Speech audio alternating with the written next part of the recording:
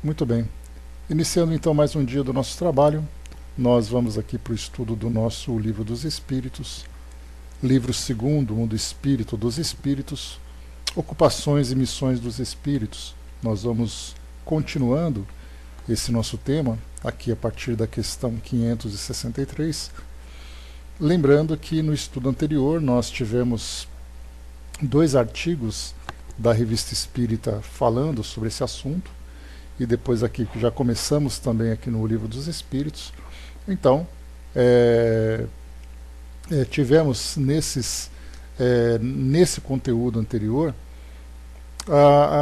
os espíritos, então, através da comunicação lá na Sociedade Parisiense, trazendo um pouco dessa, vamos dizer assim, rotina no mundo espiritual, principalmente abordando aquela rotina dos espíritos medianos e espíritos numa condição inferior, nesses casos, né, falando sobre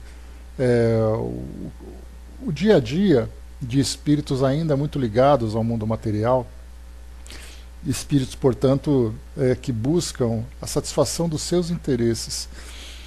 Não que esses seus interesses sejam egoístas ou sejam fúteis, mas muitos espíritos passam grande parte do tempo no mundo espiritual se reorganizando a partir de uma reencarnação que, na condição do nosso mundo hoje, são reencarnações que trazem ainda muitas pendências, trazem ainda muitos débitos morais para eles próprios e na relação com outros indivíduos.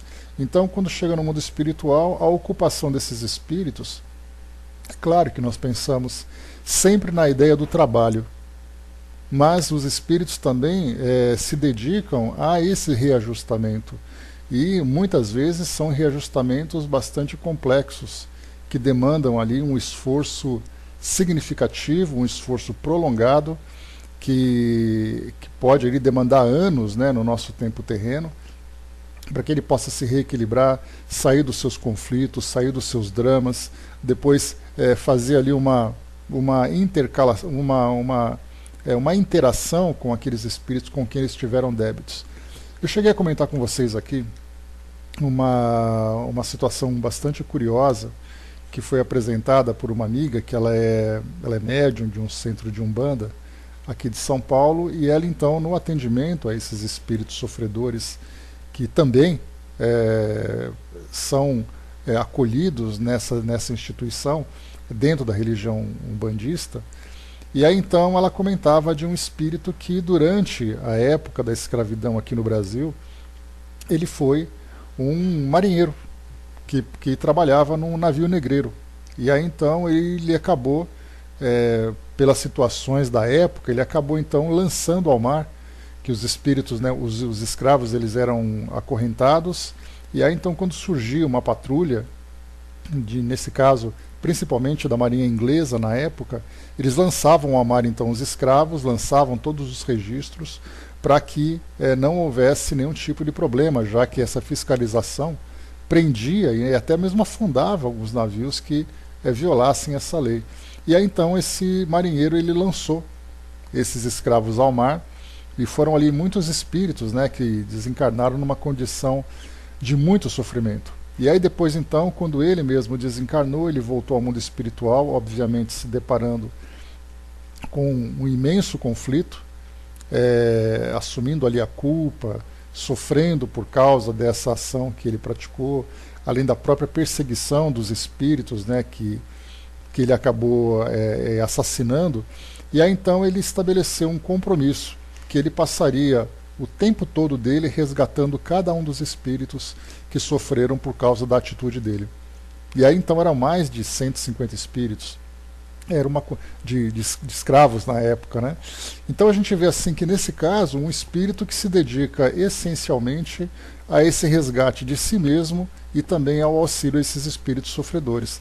Então, quando nós lemos, por exemplo, uma obra como O Nosso Lar, em que André Luiz relata ali o trabalho em departamentos, fala sobre os trabalhos, fala sobre os estudos realizados ali nos institutos do plano espiritual. Então a gente pensa em curso e trabalho.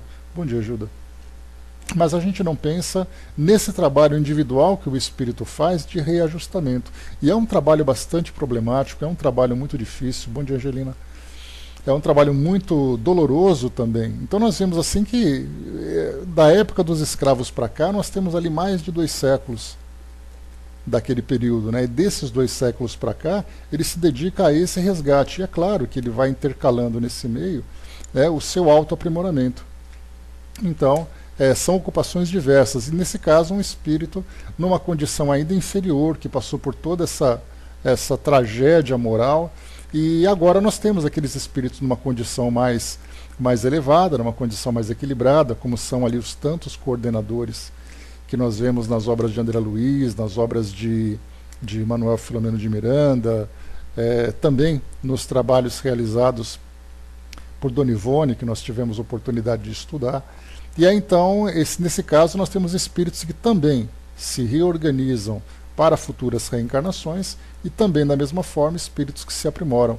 No caso, por exemplo, de um espírito numa condição mais elevada, nós lembramos da mãe de André Luiz, que vivia numa esfera mais elevada, mas tinha um compromisso com o pai de André Luiz e com outros espíritos também, no caso mulheres, né, com quem o pai de André Luiz havia se envolvido e trazido tanto sofrimento. Então, na reencarnação dela, a programação era reencarnar junto a esse espírito, ao ex-marido dela, e também ter como filhas aquelas mulheres com quem ele tinha aquela relação extraconjugal. Então, olha só os trabalhos que vão se realizando, essa mistura de compromisso pessoal, de desenvolvimento pessoal, de participação coletiva. Então, são várias áreas, cada um, então, se ocupando daquilo que é do seu interesse e que também vai de acordo com suas necessidades. Então, não não imaginemos apenas que os espíritos, quando eles se preocupam com seus próprios interesses, isso diga respeito a interesses fúteis, mas são interesses legítimos, são interesses importantes, porque se ele não conseguir se desvincular dessas pendências, ele simplesmente fica paralisado, e é uma paralisia com muito sofrimento também. Então, muito bem. Na questão 563, que é o que a gente vai começar hoje, nós temos aqui: as ocupações dos espíritos são incessantes? A resposta: incessantes, sim, se entendermos que o seu pensamento está sempre em atividade, pois eles vivem pelo pensamento. Mas é necessário não equiparar as ocupações dos espíritos com as ocupações materiais dos homens. Sua própria atividade é um gozo, pela consciência que eles têm de ser úteis. E aqui depois, na questão 563A, Kardec aprofunda um pouco mais essa resposta. Concebe-se isso para os bons espíritos, mas acontece o mesmo com os espíritos inferiores? A resposta: os espíritos inferiores têm ocupações apropriadas à sua natureza. Confiais ao trabalhador braçal e ao ignorante trabalhos do homem culto? Então, inicialmente, quando Kardec fala quando os espíritos respondem a Kardec sobre esses trabalhos incessantes que se dão pelo pensamento, eu me recordo de uma entrevista, cheguei até a comentar com vocês aqui em outra oportunidade, de Leandro Carnal. Né? Ele é um filósofo, né, e um professor de história, historiador também, que tem aparecido bastante na mídia, nos vídeos, né, falando sobre as situações que nós estamos vivendo, né? Aquele careca que todo mundo conhece. E numa entrevista que ele deu ao Roberto Dávila, na Globo News, ele comentava sobre as atividades dele, sobre a rotina. E ele dizia assim, então, que em casa, muitas vezes, ele ficava lendo, porque isso fazia parte do seu trabalho.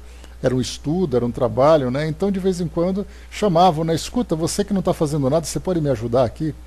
Então, a ideia de você estar desenvolvendo um trabalho intelectual dá a impressão de que você está ocioso. É aquele jovem que estuda. Então, se você está carregando pedras, é uma coisa. Se você está sentado lendo, na visão daqueles que simplesmente não compreendem a atividade intelectual como uma atividade também importante, também desgastante, também necessária, ele vai simplesmente achar que quem está lendo pode fazer um trabalho braçal, porque o trabalho braçal é mais importante. Né? Então eu não vou incomodá-lo porque ele está lendo. Ninguém pensa dessa forma. Já que ele está ali, ele pode parar um pouquinho e me ajudar a fazer alguma coisa aqui. Então, a gente vê que o trabalho intelectual, para esses espíritos mais elevados, é um trabalho de extrema importância. É um trabalho que não é aquele comparado com aquilo que nós vivemos hoje, né, como eles dizem para nós, né, mas é necessário não equiparar as ocupações dos espíritos com as ocupações materiais dos homens.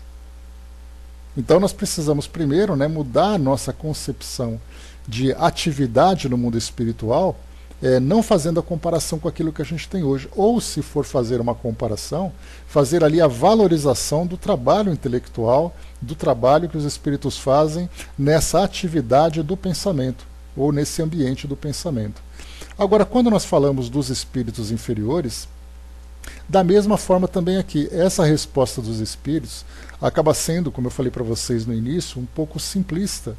Quando eles respondem, por exemplo, né, confiais ao trabalhador braçal e ao ignorante trabalhos do homem culto. Então a gente fala das atividades, trabalho de um lado, trabalho de outro, como se ele tivesse que ser útil a alguém, se esquecendo das próprias necessidades, das suas próprias limitações, dos seus próprios conflitos. De qualquer forma, não deixa de ser um trabalho voltado para a coletividade, um trabalho voltado para alguém, fazendo parte de um grupo, um trabalho voltado para si mesmo também. Então, de um modo geral, as ocupações são incessantes. Então, claro que os espíritos fazem, né, aquela intercalação, né, você trabalha, você precisa ter ali aquele seu momento pessoal, onde você vai fazer o que você quiser, você vai visitar os seus entes queridos, você vai se entreter, né, com outros espíritos, como são tantos os relatos que nós vemos no mundo espiritual, aquele momento de folga que é necessário para que nós, até mesmo psiquicamente, né, tenhamos um equilíbrio maior.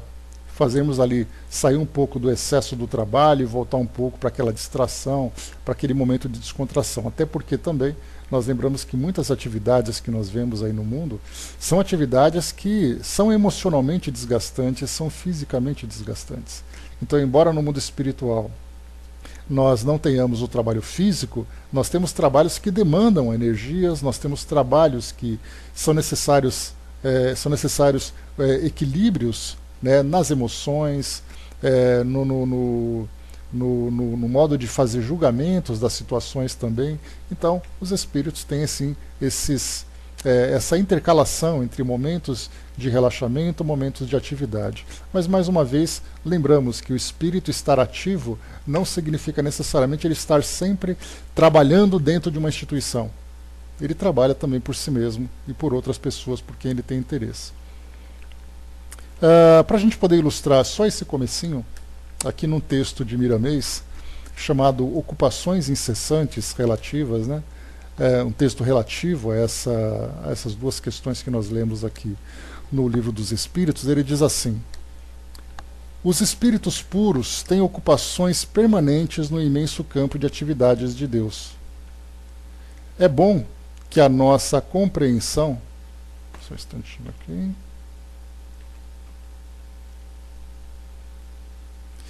É bom que a nossa compreensão atinja as verdades espirituais.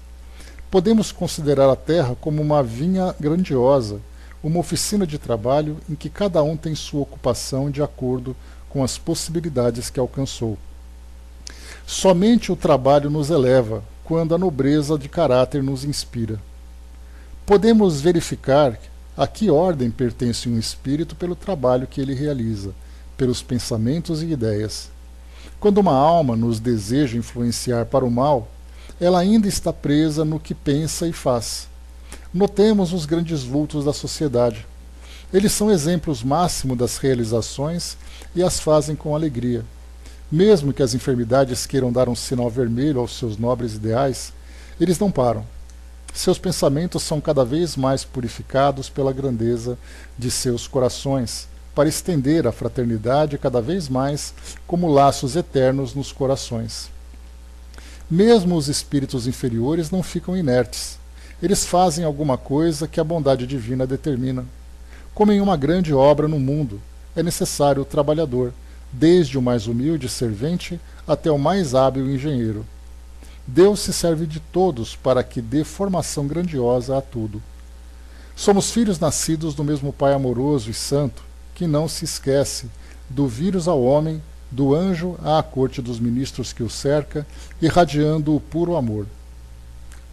O Senhor distribuiu a todos os seus filhos a mesma cota de vida.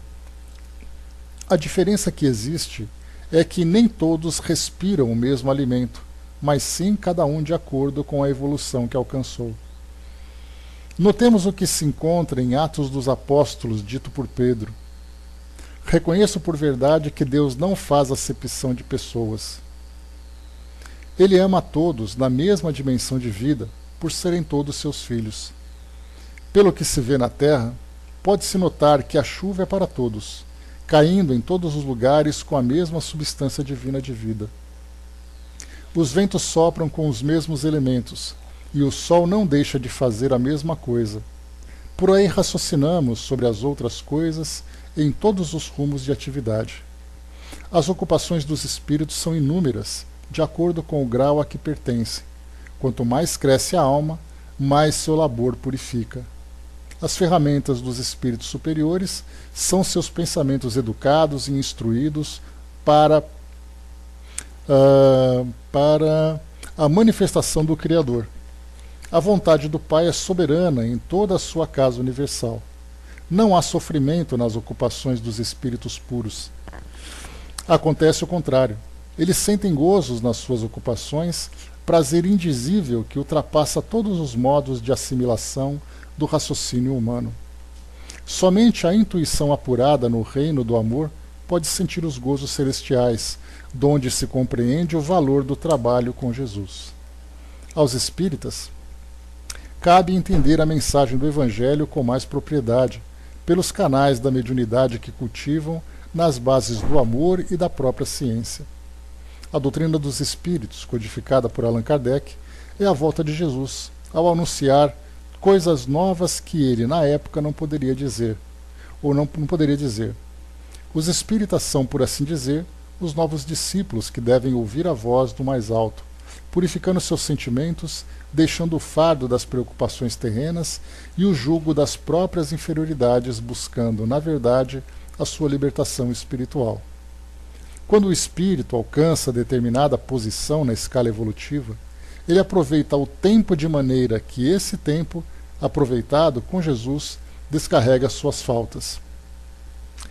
Não mais pelo sofrimento, mas amando a tudo e a todos sem distinção, reconhecendo que Deus é amor. Então aqui só um texto de introdução para ilustrar aqui a primeira resposta aqui do Livro dos Espíritos.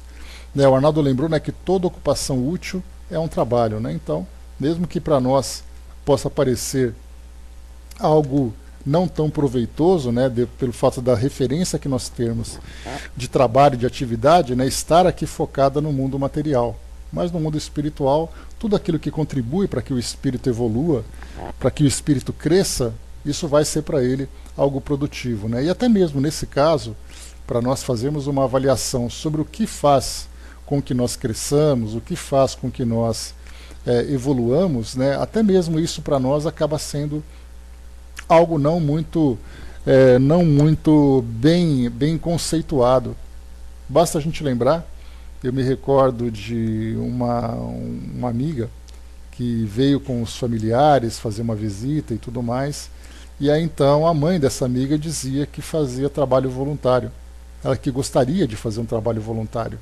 E aí então o marido disse, não vai fazer trabalho voluntário não, só faz trabalho se ganhar alguma coisa, trabalhar de graça não vai trabalhar.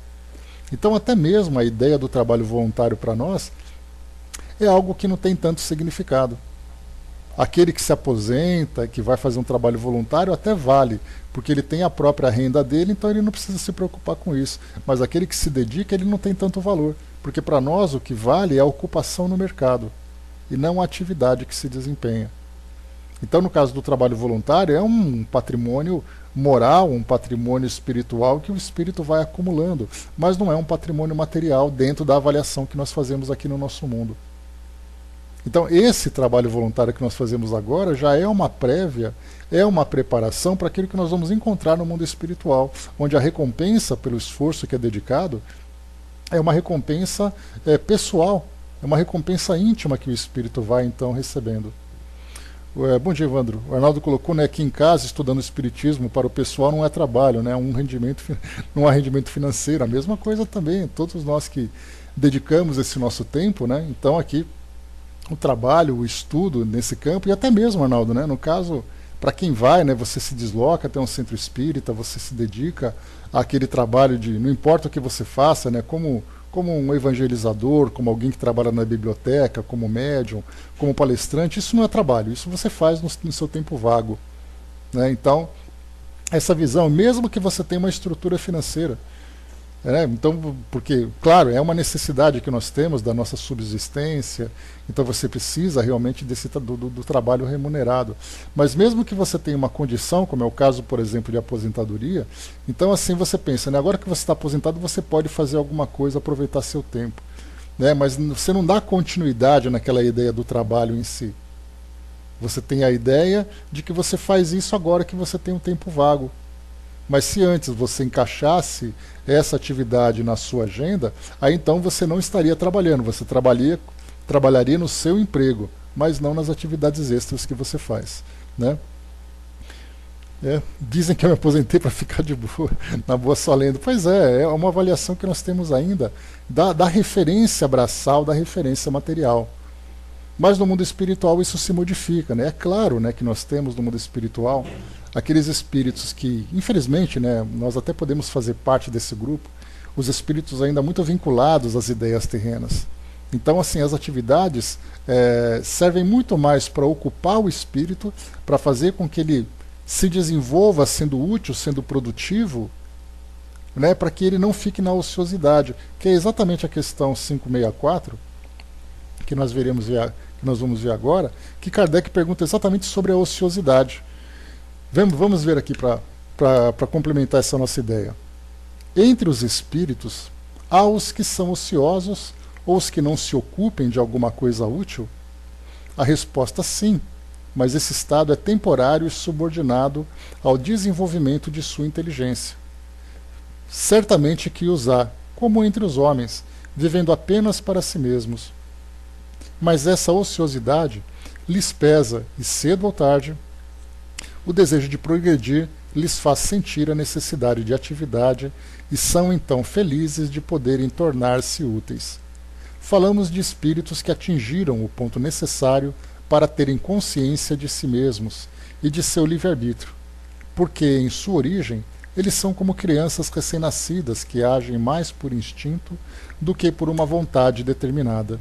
Então, quando nós falamos aqui da questão da ociosidade, nós vemos aqueles espíritos que passam grande parte do seu tempo lamentando aquilo que perdeu, fantasiando com aquilo que poderia ter, fazendo planos para o futuro, mas produtivamente mesmo, eles acabam tendo muito pouco. E aí, então, quando nós falamos sobre a atividade dos espíritos, nós temos também que considerar os espíritos que atuam, né, numa faixa moral bem inferior.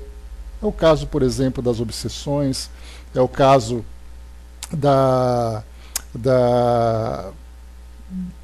do relato que nós vimos, por exemplo, no Obreiros da Vida Eterna, daqueles espíritos que escravizam outros seres, né? São atividades, só que nesse caso são atividades destrutivas. E essas atividades destrutivas, elas acabam depois demandando um tempo dobrado, porque ele vai ter que não apenas transformar o seu modo de ver o mundo, mas também depois de consertar aquilo que foi danificado. Né? A Angelina lembrou do espírito Claire, lá do Céu e Inferno, ela faz parte do grupo dos espíritos endurecidos. Né? Então, esses espíritos endurecidos, é importante a gente lembrar, não significa necessariamente um espírito mau. Pode ser um espírito estagnado numa condição e difícil de tirá-lo. E nesse caso do espírito Claire, como também tem um outro espírito, Angelina, que eu não me lembro o nome dela, mas eram dois espíritos que viviam aquela depressão, aquela ociosidade. Passavam um tempo ali no nada, sem vontade, sem inspiração, sem planos futuros, vivendo ali um dia depois do outro, esperando o tempo passar para ver se as coisas acontecem. E nesse caso, mesmo que sejam incentivados, mesmo que sejam motivados, que apresentem para eles propostas de trabalho e simplesmente não aceitam porque não têm vontade. E aí, nesse caso, foi o que a gente já conversou em outra oportunidade. Nós temos o caso dos espíritos que ficam, então, ociosos nessa condição apática, e nós temos aqueles espíritos que atuam nesse campo inferior, atuando como obsessores, causando tantos problemas e tanto sofrimento. Nós temos esses dois casos. E aí, então, como nós já conversamos também, a pergunta fica: qual espírito é mais complicado de você trabalhar? O espírito apático ou o espírito que tem ali um instinto ainda inferior? E aí, então, os espíritos respondem: é muito mais difícil trabalhar com o espírito apático, porque aquele inferior ele trabalha, embora ele trabalhe num campo equivocado, que depois ele vai ter que passar por todo aquele processo de recomeço, de reconstrução. Então basta mudar, como foi colocado, a polaridade desse espírito, que aquela vontade de trabalhar vai se transformar de um trabalho destrutivo para um trabalho construtivo. Agora, motivar um espírito nessa condição de apatia, isso é difícil, porque ele não tem dentro dele a energia, a vontade de fazer. E aí então vai ter que começar aquela ideia de convencê-lo, né, de mudar aquela realidade, de começar a fazer, a brotar dentro dele o desejo de evoluir, de se transformar, e isso é muito mais difícil. Basta nós observarmos hoje, né, o mal do século, que nós temos a depressão, como é difícil lidar com alguém que passa por uma depressão. Nesse caso é uma patologia, mas nós falamos daqueles espíritos que são ociosos simplesmente porque não têm vontade de fazer nada.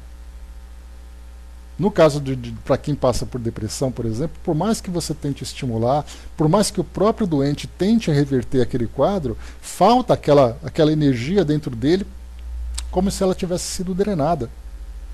Agora, para quem simplesmente não tem vontade porque é uma condição dele, não tem vontade porque não tem. Como fazer para realimentar esse espírito? Isso é a parte muito mais difícil. Arnaldo lembrou também, né? Lembrei-me do servo que recebeu um talento, o senhor ceifa, onde não semeou. Então, nesse caso, o que nós temos? Essa parábola dos talentos, ela mostra a capacidade de cada espírito, e até mesmo ali nós temos desde aquele que é acomodado, como aquele que é ganancioso. Então nós temos os dois extremos desse ponto também a considerarmos. Não foi o caso da parábola que nós tivemos ali aquele que aproveitou mais, aquele que aproveitou de uma forma mediana e aquele que não teve proveito. Não teve iniciativa, teve medo, ficou ali inseguro. Então, isso mostra exatamente essa distância que existe de um para o outro. Nós encontramos, por exemplo, aqui no nosso mundo, pessoas que são extremamente ativas para o trabalho. Aí nós perguntamos assim, mas de que forma que ele dedica o seu tempo? Ele quer ganhar dinheiro. Ele quer ganhar dinheiro porque para ele é importante, ele precisa ter um patrimônio, ele precisa ter ali uma boa posição na sociedade, ele trabalha, ele é um workaholic, né? Aquele viciado em trabalho. Ele só faz isso da vida dele. Ele compromete a sua vida social, ele compromete a sua vida familiar, ele compromete a sua vida pessoal. Mas ele é um trabalhador. Então, quer dizer, o fato dele ter ali aquela vontade de trabalhar, se ela não for bem canalizada e bem direcionada para algo produtivo, ele vai trabalhar, e quando perceber, ele ficou dando voltas. É aquele indivíduo que, em vez de fazer uma maratona e percorrer 42 quilômetros, ele ficou 42 quilômetros dando volta numa pista de 100 metros, numa pista de 400 metros. Ficou ali durante 2 horas dando voltas. Para onde ele foi exatamente? Para lugar nenhum. Mas ele gastou a mesma energia do que aquele que percorreu 42 quilômetros numa linha reta. Então é o que nós vemos hoje também.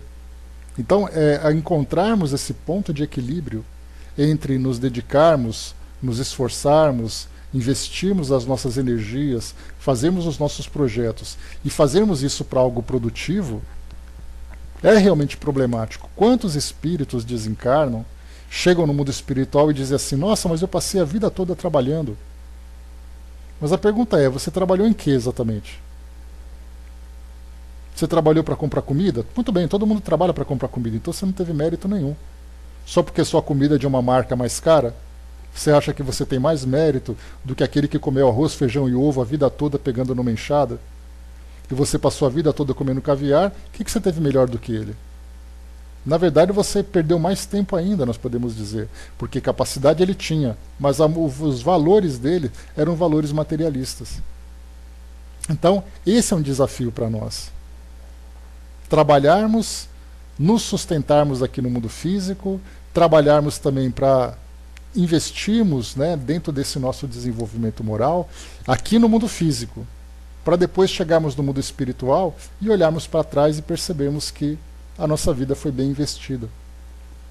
E depois no mundo espiritual nós darmos continuidade nesse nosso desenvolvimento, fazendo com que nós evoluamos moralmente e intelectualmente. Então é um grande desafio para nós, e nós espíritas temos essa visão. De hoje podemos fazer uma comparação do que acontece aqui no mundo físico e do que acontece no mundo espiritual, porque nós temos ali notícias e informações, e até mesmo experiências, dentro dos dois ambientes, dentro das duas dimensões. Então nós vamos juntando uma com a outra e fazendo uma comparação. Pensarmos, por exemplo, como os grandes representantes que nós temos na doutrina espírita, como é o caso, por exemplo, do Chico, do Divaldo, do Raul, que são trabalhadores que tiveram o seu trabalho material, paralelamente tiveram o trabalho dentro do meio espiritual, o trabalho de caridade e tudo mais, e se fizermos um balanço, trabalharam muito mais nessa área imaterial, porque trabalharam com caridade, trabalharam com projetos sociais, trabalharam com a mediunidade, e o tempo que ficaram durante aquelas 8 horas diárias, durante aquele tempo, foi apenas para a sua subsistência. E aí então ainda dizem, né, nossa, mas ele trabalhou tão pouco, ele trabalhou o suficiente para se aposentar, mas e o resto do tempo? Isso ninguém valoriza. Então a concepção de trabalho para nós, de ocupação, é algo ainda que nós precisamos reformular a partir dessa realidade da evolução do espírito. O Brás colocou, tem gente tão pobre, mas tão pobre que a única coisa que tem é o dinheiro, né? Pois é, essa passagem do Dalai Lama ela é muito sábia. E o Brás colocou, eu não entendo os ocidentais, né? Perde a saúde para ganhar dinheiro e depois gasta dinheiro para ganhar a saúde, né? Exatamente. Na questão 565, pergunta Kardec, os espíritos examinam os nossos trabalhos de arte e se interessam por eles? Aqui agora ele muda um pouco o foco, né, porque a arte, nós já conversamos sobre isso, né, inclusive até mesmo a partir de uma perspectiva espírita, falando sobre a arte espírita, né, que é aquela manifestação do espírito, dos seus valores, né, então nós conseguimos ver o interior de uma pessoa a partir da arte que ele produz, né, ou da arte que ele aprecia. Então nós vemos ali que tipo de música você gosta, que tipo de leitura você tem, que tipo de programa de televisão você gosta. Então, na verdade, a gente vai buscando esses pequenos detalhes das manifestações artísticas e dos interesses artísticos, e nós somos capazes de traçar um perfil das pessoas. Então aqui quando Kardec pergunta dos nossos trabalhos de arte, nós falamos aqui da arte produzida no nosso mundo. É uma arte voltada, né, para a materialização dos nossos sentimentos e a materialização das nossas ideias. E o mundo, sendo um mundo de provas e expiações, ainda tendo tanto a evoluir, Kardec leva exatamente a pergunta se os espíritos se interessam pela nossa arte. Né? Na verdade, aqui quando se fala sobre ocupações dos espíritos, mostra se os espíritos dedicam algum tempo da rotina que eles têm para apreciar as nossas atividades.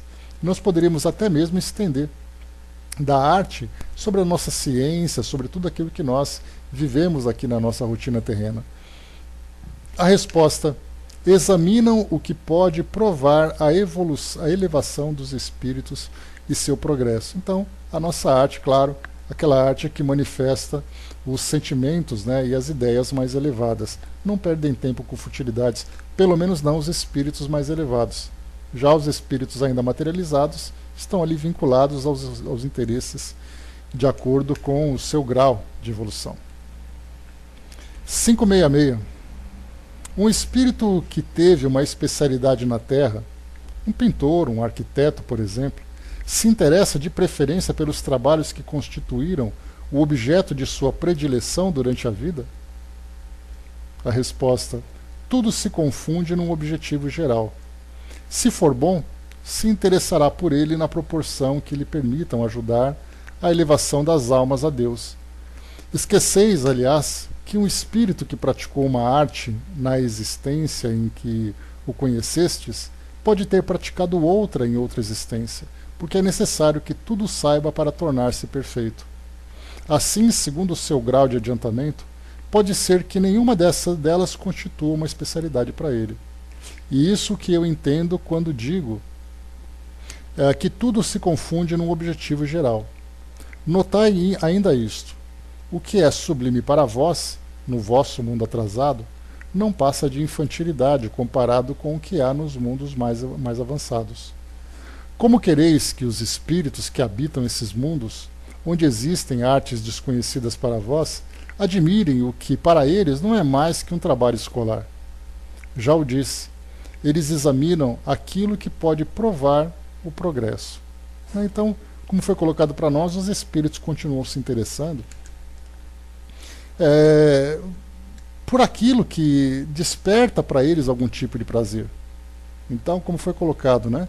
Um pintor, um arquiteto, mas podemos estender, um engenheiro, um que foi advogado, um que foi professor. Quando ele chega no mundo espiritual, essa área continua sendo para ele uma área de interesse? Quando eles prestam atenção aqui no mundo físico, eles ficam ainda próximos a essas áreas? Alguns espíritos sim. Então nós temos desde aqueles que, materializados, querem continuar exercendo essa profissão e, portanto, ficam próximos do ambiente, ficam próximos dos profissionais que exercem essa ou aquela profissão.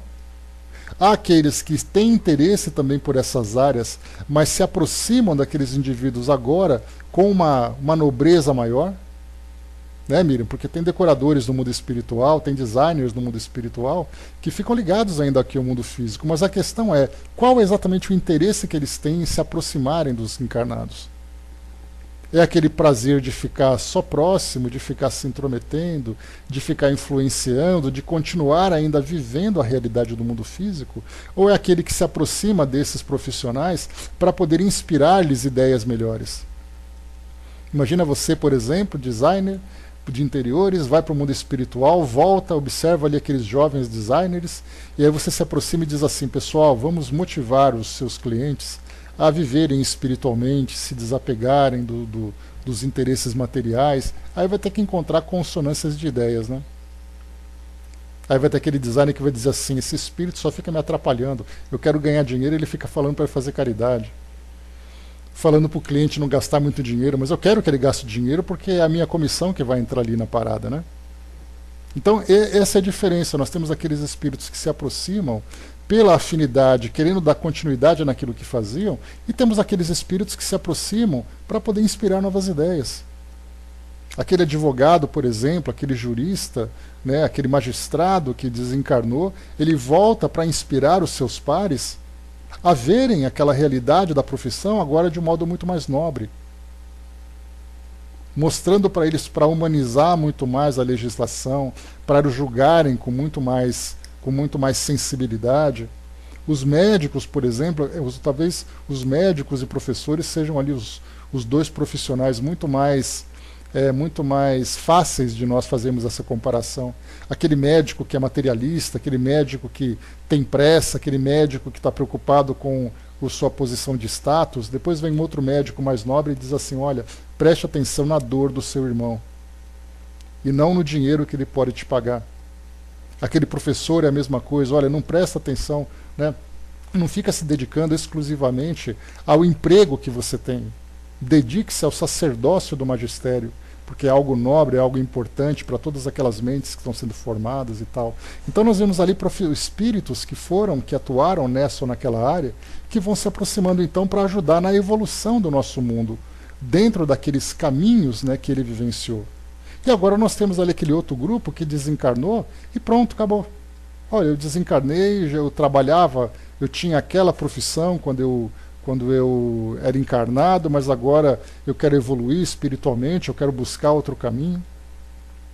André Luiz, por exemplo, ele tem um exemplo para nós, né, que ele continua trabalhando no mundo espiritual, muito interessado dentro da parte médica, que era continuando aquilo que ele vivenciava. Agora, quando nós temos, por exemplo, Religiosos do mundo espiritual, a mesma coisa também. Encontramos muitos religiosos do mundo espiritual que voltam aqui para o mundo físico, né, para se aproximarem dos encarnados, continuando ainda tentando levar as filosofias espiritualistas por um caminho mais verdadeiro. É o caso que nós encontramos, né? Joana de Ângeles fez a mesma coisa, Emmanuel fez a mesma coisa. Eram pessoas vinculadas à religião.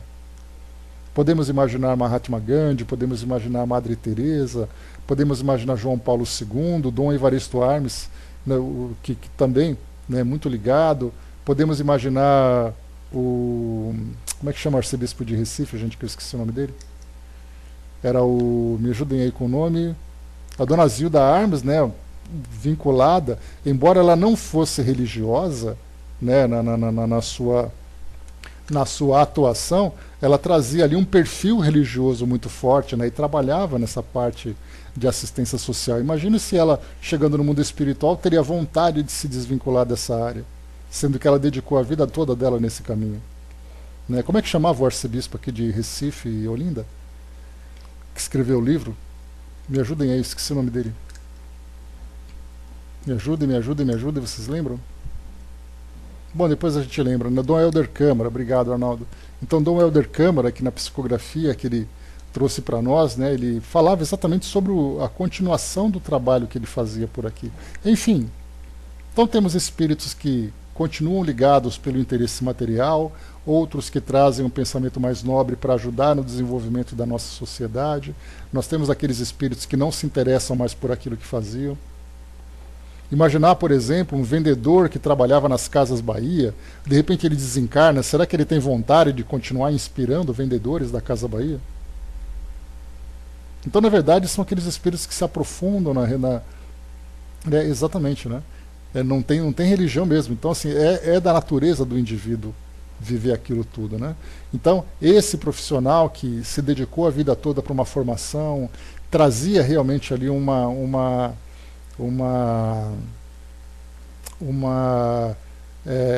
me fugiu o nome.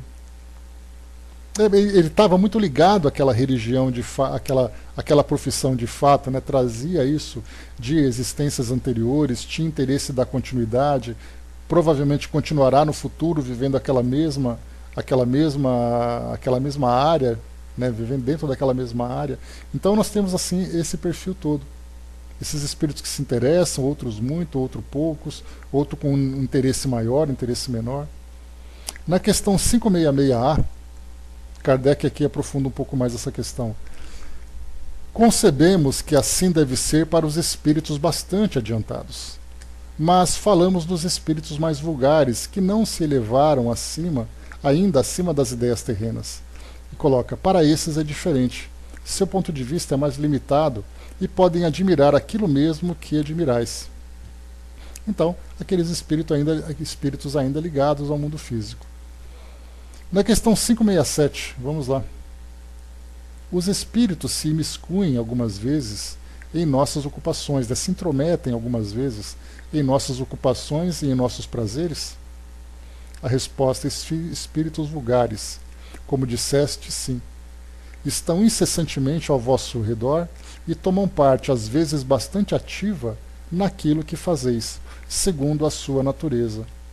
E é bom que o façam para impulsionar os homens nos diferentes caminhos da vida, exercitar ou moderar as suas paixões. Então, na verdade, como foi colocado para nós aqui, os espíritos, então, seria até produtivo que os espíritos tenham essa participação, porque eles ficam o tempo todo nos inspirando, nos instigando, nos provocando, nos motivando.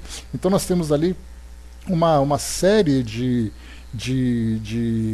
influências que vão, na verdade, nos testando, nos fortalecendo e nos impulsionando cada vez mais. Mas quanto mais inferior o espírito é, mais ele se intromete para satisfazer aos seus interesses pessoais. E não simplesmente para tentar imaginar que aquele que está sendo influenciado precisa evoluir ou que a sua atuação vai ajudar numa determinada comunidade a se transformar positivamente. Isso tudo é resultado da evolução do espírito. Cada um oferece aquilo que tem. Kardec comenta: Os espíritos se ocupam das coisas deste mundo na razão de sua elevação ou da sua inferioridade. Os espíritos superiores têm, sem dúvida, a faculdade de as considerar nos seus mínimos aspectos, mas não o fazem senão na medida em que isso seja útil ao progresso. Os espíritos inferiores somente ligam a essas coisas uma importância relativa às lembranças que ainda estão presentes em sua memória e às ideias materiais que ainda não foram extintas. Então, mais uma vez, os espíritos, né, nesse caso das ocupações, interessante a gente observar aqui que Kardec coloca nessas últimas questões um ponto interessante em que ele traz, né, a ideia de que os espíritos sempre estarão ocupados em alguma atividade relacionada com o mundo físico e não com o mundo espiritual. Quando nós pegamos as obras de André Luiz, em que nós temos ali espíritos que se dedicam ao resgate de outros espíritos, nós vemos aqui que Kardec traz a ideia de que os espíritos podem se ocupar mais ou menos, na maior parte, vinculados aqui ao mundo material. Então o espírito, para estar ocupado, ele tem que estar aqui influenciando de alguma forma aqui o mundo físico. Por isso coloca nessa coisa de os espíritos se intrometem algumas vezes em nossas ocupações. É aquela visão assim de manter ainda a ideia da relação do mundo espiritual com o mundo físico. Mas no mundo espiritual, os espíritos têm suas próprias atividades. E a forma detalhada que nós vimos vem nessas obras, que foram então complementando, ilustrando esses ensinamentos espíritas, mostrando essa plena atividade, desde aquele espírito mais sofredor, mais inferior, até aquele espírito mais elevado, e mostrando ali as diversas atividades, as particularidades de cada atividade, que visa sempre essa, inicialmente, labor-terapia, que é a terapia do equilíbrio, do crescimento pelo trabalho, e o espírito que realmente trabalha pela capacidade que ele tem de ajudar na transformação do nosso mundo. Questão 568. Os espíritos que têm missões a cumprir, cumprem-nas em estado errante ou encarnado? Então é a ideia que nós temos das missões, né? O que seriam essas missões? Podem fazê-lo num e no outro estado. Para certos espíritos errantes, essa é uma grande ocupação. Então, tanto como encarnado como desencarnado. Porque o espírito que traz uma missão de ajudar na transformação do nosso mundo e ajudar e trabalhar pela sua própria transformação, ele pode atuar tanto como encarnado como desencarnado, dependendo das suas possibilidades, necessidades e compromissos que foram assumidos. Então nós temos, né, quando a gente pensa num espírito missionário, a gente começa a pensar no mundo espiritual, esses grandes espíritos que se comunicam. E aí então a gente olha para o mundo físico e pensa, não, aqui no mundo físico, aqui é todo mundo trabalhando, aqui é todo mundo gente viva, gente encarnada trabalhando. Mas as missões mesmo são as missões do mundo espiritual. Só que nós nos esquecemos que o fato de estarmos encarnados não tira a nossa condição de espíritos. E quando nós falamos que existem espíritos, né, existem missões que são cumpridas por espíritos, o que importa é que essas missões têm o objetivo de ajudar no desenvolvimento de outros espíritos, ajudar na transformação do nosso mundo. Tem trabalhos que dizem respeito ao mundo espiritual, tem trabalhos que dizem respeito ao mundo físico. Cada espírito atuando dentro daquela faixa, né, dentro da condição, da necessidade que se tem para determinada tarefa. Então nós temos aqueles que reencarnam e tem ali a missão de médicos, missão de professores, missão de, perdoem a redundância, a missão de missionários aqui no mundo mesmo, de ajudarem na caridade, em serviços sociais e tudo mais. Cada um fazendo a sua missão. Missão pessoal, missão mais coletiva, missão familiar, cada um com a sua missão. 569. Em que constituem as missões de que podem ser encarregados os espíritos errantes? Então agora falamos sobre o mundo espiritual. São tão variadas que seria impossível descrevê-las. Existem, aliás, as que não poderias compreender. Os espíritos executam a vontade de Deus e não podeis penetrar todos os seus desígnios. Então, nós falamos de espíritos errantes. Portanto, são espíritos que ainda retornarão aqui ao mundo físico. Então, são tão variadas que seria impossível descrevê-las. Mas Kardec aqui dá uma forcinha para nós e traz um comentário. As missões dos espíritos têm sempre o bem por objeto. Então, a gente pode até utilizar esse trecho da resposta do comentário de Kardec como uma definição. O que nós podemos então entender como missão? Tem sempre o bem por objeto. Então, se você está encarnado e o seu trabalho visa o bem, é uma missão. Seja como espírito, seja como homens, são encarregados de ajudar o progresso da humanidade, dos povos ou dos indivíduos num círculo de ideias mais ou menos largo, mais ou menos especial, de preparar as vias para certos acontecimentos, de velar pela realização de certas coisas. Alguns têm missões mais restritas e, de certa maneira, pessoais, ou inteiramente locais, como de assistir aos doentes, aos agonizantes, aos aflitos, de velar pelos que estão sob sua proteção de guias, de dirigi-los pelos seus conselhos ou pelos bons pensamentos que lhes surgem. Pode-se dizer que há tantos gêneros de missões quantas espécies de interesses a resguardar, seja no mundo físico ou no mundo moral. O espírito se adianta segundo a maneira porque desempenha a sua tarefa. Então, interessante a gente perceber que esses espíritos, então, essas missões dos espíritos errantes, dos desencarnados, elas podem ter desde um interesse pessoal. Eu estou desencarnado e eu tenho alguém a quem eu vou dedicar uma atenção especial para ajudar no seu desenvolvimento.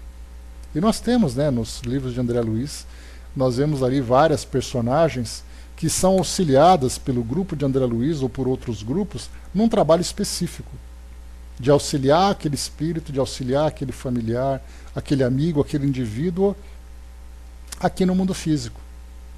E o trabalho dele é dar essa atenção, seja pelo tempo que for necessário. Se for um tempo menor, assim que resolve-se essa questão, ele parte então para outra atividade. Porque o espírito que traz essa condição essa vontade de crescer, de se desenvolver, ele sempre vai buscar algo para que ele se sinta útil, se sinta produtivo. É uma necessidade que o espírito tem, isso faz parte da sua natureza. Então, quando ele acaba um trabalho, naturalmente ele vai buscar outro trabalho.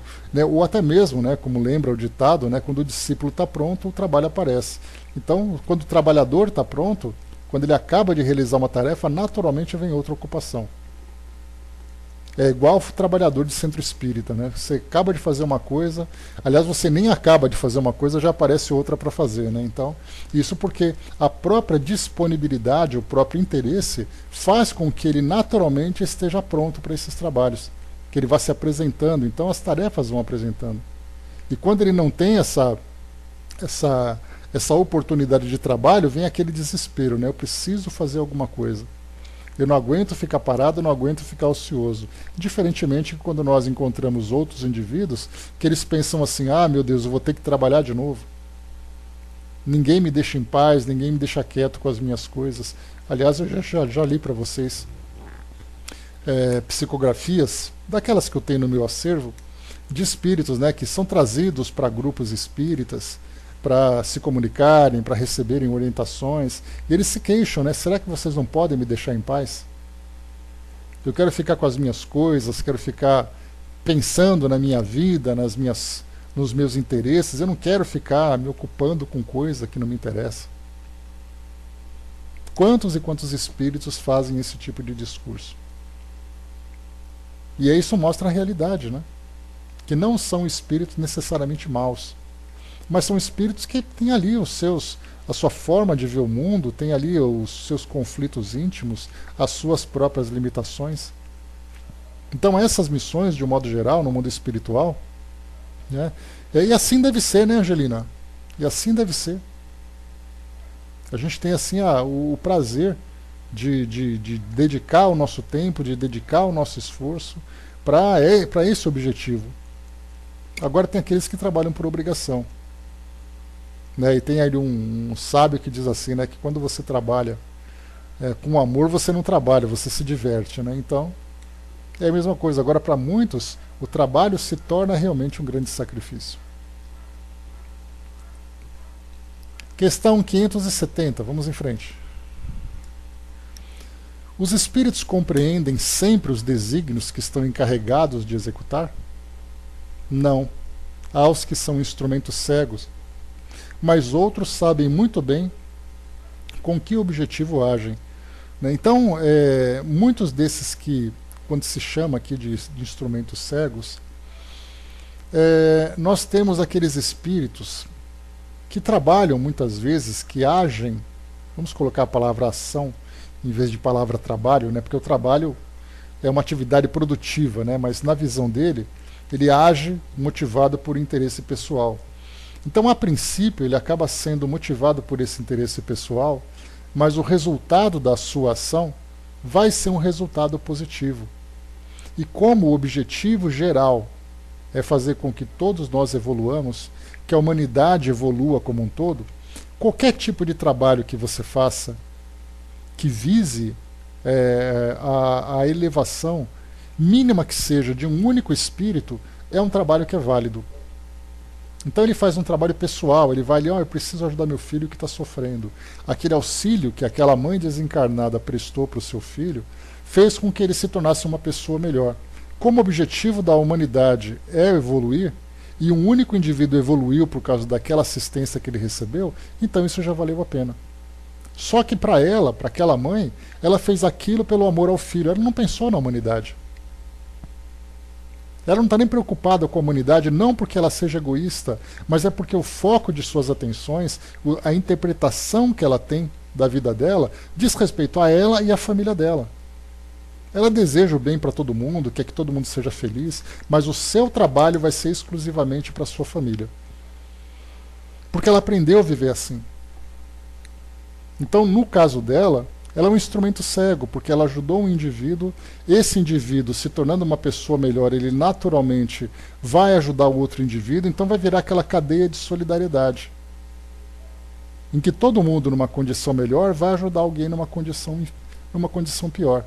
Alguém que passa na rua e faz ali um trabalho de caridade para um morador de rua, aquele morador de rua acaba de receber um gesto de amor. Aquele gesto de amor, de alguma forma, vai ser plantado no seu coração e vai germinar oportunamente. Isso fez com que aquele indivíduo se tornasse uma pessoa melhor. Portanto, aquele que ajudou, que fez ali prestou uma assistência, deu uma esmola, demonstrou ali teve um gesto de amor, isso foi uma atitude para ajudar aquela pessoa a evoluir. Então, por isso, quando nós colocamos, né, que nesses desígnios que nós estamos então encarregados de executar, nem sempre temos essa noção. Assim como foi colocado também lá pelos espíritos na questão 540, se não me engano, falando sobre aquela passagem do átomo ao arcanjo. Então, quer dizer, nós temos ali aqueles agrupamentos de seres no mundo físico, corais, seres marinhos, seres do mundo terrestre, seres aéreos, né, que os pássaros e tudo mais, os insetos. Todos eles estão ali de alguma forma se desenvolvendo e trabalhando, mas sem qualquer consciência daquilo que fazem. Mas foi colocado para nós, né, que há aqueles que são instrumentos cegos, mas há outros que sabem muito bem com que objetivo agem. Nesse caso, são, claro, os espíritos mais esclarecidos e aqueles que trabalham de uma forma muito mais objetiva e trazendo também resultados muito mais claros e resultados muito mais rápidos também. No nosso caso, por exemplo, como espíritos que somos, nós vamos, por exemplo, a um centro espírita. Chegando ao centro espírita, nós vamos encontrar, então, trabalhadores em várias áreas.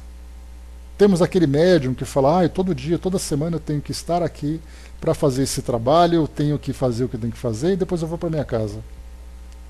E, na verdade, o que ele está fazendo é fazendo parte de uma equipe de assistência que está fazendo com que espíritos melhorem e, por consequência, vai fazer com que a humanidade se torne um pouco melhor. Aquela passagem de Madre Teresa que diz, né, que eu posso ser só uma gota no oceano, mas sem mim o oceano não seria o mesmo. Então, se nós imaginarmos a humanidade do jeito que ela está agora, se uma pessoa se torna um pouco melhor, um pouco mais esclarecida, um pouco mais sensível, a humanidade já não será a mesma que era antes. Essa humanidade que nós acabamos de ver, tendo aquela pessoa um pouco melhor, a humanidade já se tornou melhor. E assim então nós vamos vendo essa evolução individual, que por sua vez vai se tornando uma evolução coletiva numa esfera menor, depois numa esfera maior, até que nós encontremos então a evolução de toda a nossa sociedade. Então nós espíritas temos essa oportunidade de não fazermos o bem porque a religião manda, como acontece muitas vezes no nosso mundo hoje, porque a filosofia manda. Não, eu tenho que fazer isso porque eu preciso cumprir as regras da minha crença. Independente da crença que nós tenhamos, o fato de nós agirmos dessa forma, com a consciência daquilo que nós estamos fazendo, faz com que o nosso trabalho não seja determinado pelas circunstâncias. Então é aquela ideia, nós não trabalhamos por causa, nós trabalhamos pela causa. Porque trabalhar por causa, ele é muito volátil. Eu trabalho por causa das pessoas do meu centro espírita, que são muito bacanas, mas se elas deixarem de ser bacanas, eu não trabalho mais. Eu trabalho por causa da remuneração que eu recebo. Eu trabalho por causa do bem-estar que aquilo me traz. Mas o dia que eu não me sentir mais bem, eu paro de trabalhar. Mas e a causa em si? Então todos nós, na grande maioria, sempre temos uma causa, né, pela qual nós trabalhamos.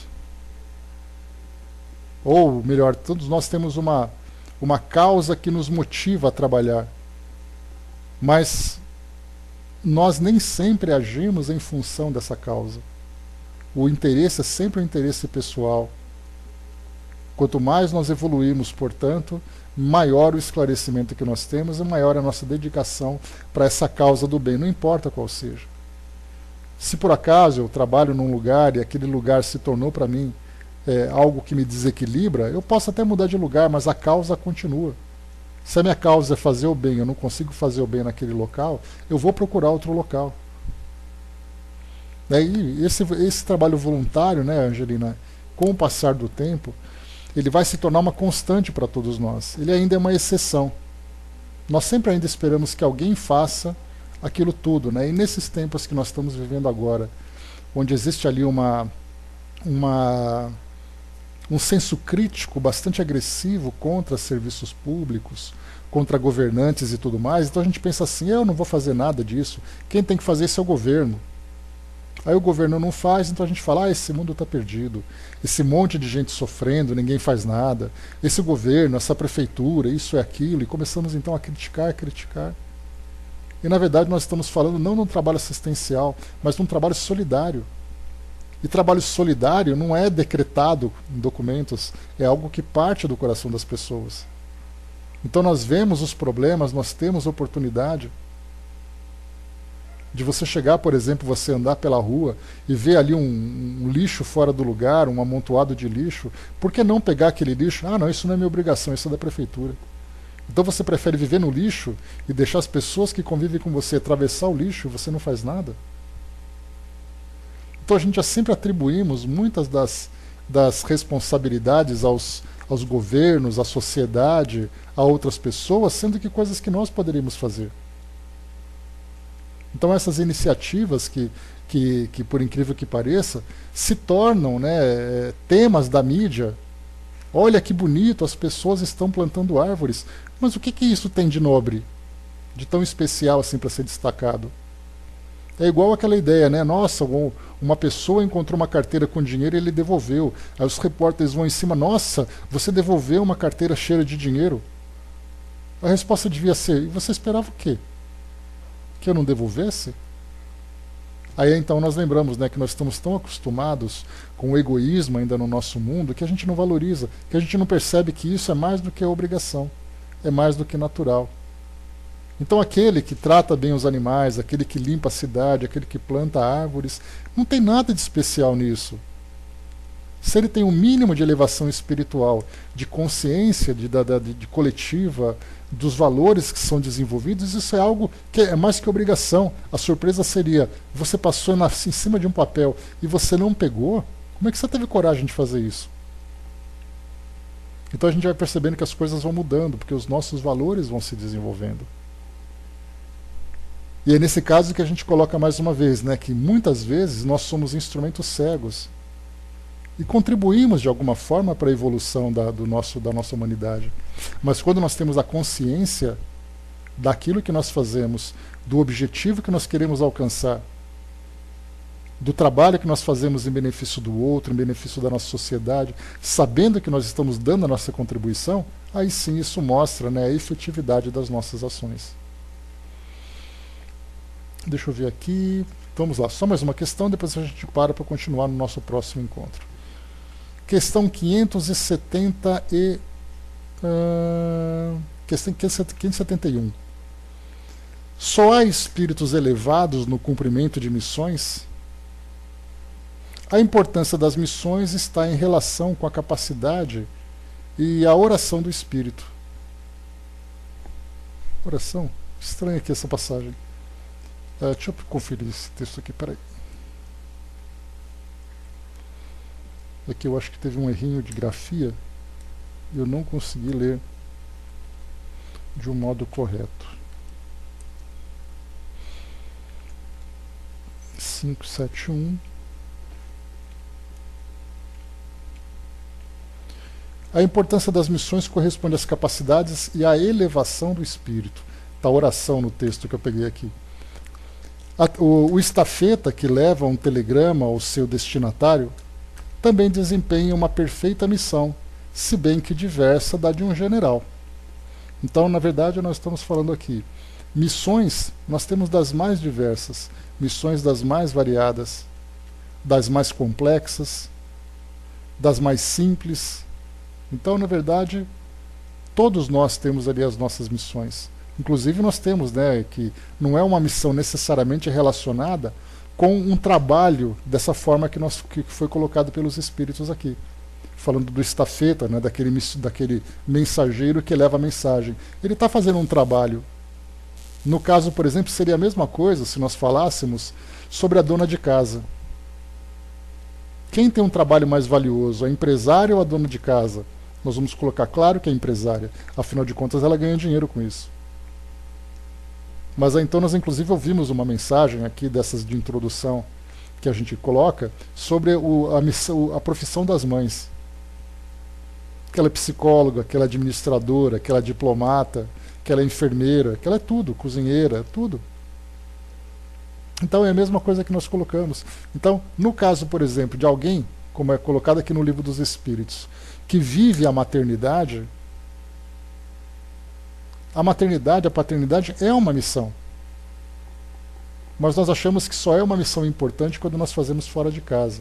Mas é uma missão de ajudar aqueles espíritos que estão se conciliando, se reconciliando diante de uma adversidade do passado.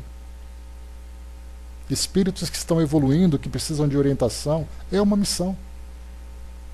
Então é a missão que nós temos dentro de casa, é a missão que nós temos no nosso trabalho. No meu trabalho, a minha missão não é ganhar dinheiro, a minha missão é cumprir com a minha obrigação, cumprir com o meu compromisso. E esse exemplo que eu estou dando de fazer com que aquela empresa se desenvolva, que ela preste o seu serviço à sociedade, essa é a minha missão. Cada profissional dentro de uma empresa é um missionário. Se ele não cumpre a missão dele, a empresa não consegue cumprir a sua missão geral. E aí acontece que nós vemos lá em cima, quando se fala na questão 570 sobre os instrumentos cegos, muitas vezes nós temos um empresário.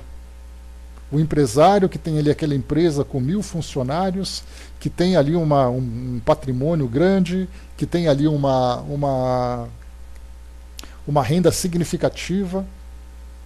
E aí a vida dele é acordar, trabalhar, dar emprego para as pessoas, volta para casa e tudo mais. Ele nem se dá conta que todas aquelas pessoas estão sendo beneficiadas, que a sociedade está evoluindo com os serviços que aquela empresa presta. Para ele é simplesmente um empresário que está ganhando dinheiro. É aquele indivíduo que fez a faculdade ou que começou ali um empreendimento, que sonhava em ser bem-sucedido e para ele deu certo. Mas ele não percebe aquilo que ele tem que fazer, o papel dele na sociedade. A Marion colocou, né, penso que a maior missão seja com nós mesmos, né, a nossa renovação. Isso é um compromisso que ele é definitivo. E ele é também vitalício. Então eu posso ter a missão de ajudar aquele grupo, mas depois que a minha missão foi cumprida, eu pego outra missão. Agora, essa missão íntima, essa missão pessoal que nós temos conosco mesmo, ela é vitalícia. Nós nunca cessaremos de trabalhar em função dela. A Angelina colocou, tem um hábito de oferecer as sementes, oferecer semente para as crianças para plantar. Vez ou outra chega um pedido, né? Então a melhor coisa que tem é investir nesse trabalho, né, Angelina? Esclarecer, mudar, porque não é uma plantinha que está sendo simplesmente colocada na terra. São valores que estão germinando dentro dessas crianças, de valorizar o mundo que elas estão vivendo, de valorizar o cuidado, né? Esse cuidado, essa atenção, esse amor pela natureza é algo que se reverte de uma forma muito positiva para os espíritos, para cada um de nós, principalmente para as crianças. Enfim, né, no caso, né, eu sempre falo com a Miriam sobre a evangelização. O evangelizador, né, muitos evangelizadores sabem que fazem aquele trabalho, né, gostam de fazer e tudo mais, acordam todo fim de semana lá, vão com aquele compromisso de fazer, mas não fazem ideia da repercussão que esse trabalho traz para cada um daqueles espíritos que estão sendo evangelizados. Aquele professor que acorda todos os dias, ele vai lá, reclama, elabora a prova, prepara a aula, tem que controlar aquelas crianças todas, ele volta para casa desgastado, ele não faz ideia do compromisso que ele tem de ajudar aquelas crianças no seu desenvolvimento, de fazer com que elas tenham essa consciência da necessidade daquele aprendizado. Enfim, né, nós estamos ainda aprendendo e temos muito caminho ainda para andar, para entendermos exatamente o conceito de missão e também o conceito de missionário. O grau de compreensão que nós temos que ter, o entendimento que nós precisamos ter sobre cada tarefa que nós realizamos. Mas aqui a doutrina vai nos trazendo pouco a pouco esses esclarecimentos e a gente vai aprendendo um pouco mais. O Dudu colocou, ontem recebi uma psicografia de um espírito que evangelizou, né? Bem legal. Pois é, então o espírito que depois que desencarna, né, ou mesmo encarnado, quando ele toma consciência das suas responsabilidades, é como uma luz que se acende no nosso mundo. Imaginamos assim aquele tablado enorme, escuro, e as luzes vão se acendendo. Algumas luzes começam a se acender, outras já brilham um pouco mais. Cada consciência que desperta para essa realidade espiritual e para essa necessidade que nós temos de evoluir e fazer evoluir, é uma luz que se acende. E nós vivemos numa terra ainda bastante sombria, infelizmente. Mas aos poucos a gente vai chegando lá. Meus amigos, encerrando por aqui então o nosso estudo de hoje. Questão 571, aqui do Livro dos Espíritos, foi o que nós lemos agora. No próximo encontro, 572. Né? Então, fechamos por aqui o nosso estudo. Né? Ficam, então, essas respostas, essas reflexões aqui para nós processarmos, né? e tentarmos entender um pouco